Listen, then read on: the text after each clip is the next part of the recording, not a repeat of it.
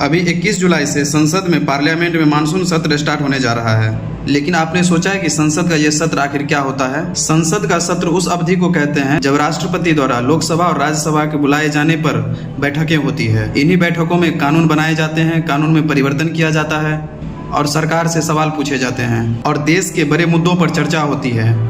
देश में भारत में नियमित तौर पर संसद के 3 सत्र होते हैं। पहला है बजट सत्र, जो जनवरी फरवरी के माह में शुरू होता है और अप्रैल और मई तक चलता है।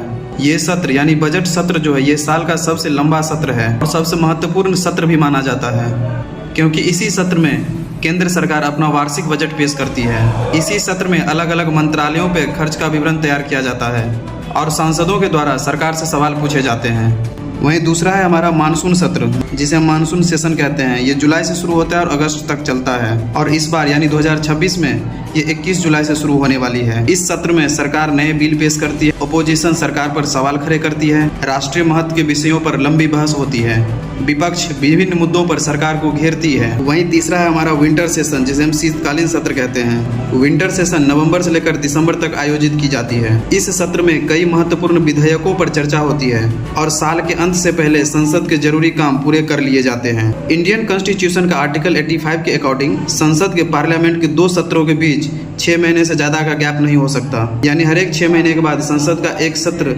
निश्चित रूप से होना चाहिए। इसीलिए सरकार समय समय पर राष्ट्रपति की सलाह से संसद का सत्र बुलाती है। हालांकि अगर कोई राष्ट्रीय आपदा स्थिति होती है या फिर विशेष आवश्यकता हो तो संसद में स्पेशल सेशन भी बुलाया जा सकता है। तो याद रखिए, संसद जो है, पार्लियामेंट जो है, ये हमारे भारतीय लोकतंत्र का सबसे मजबूत आधार स्तंभ है। जहां ये सिर्फ नेताओं के बहस का मंच नहीं है, ये वही जगह है जहां देश का कानून बनता है, सरकार की अकाउंटेबिलिटी तय होती है और हमारे और आपकी आवाज़ उठाई जाती है।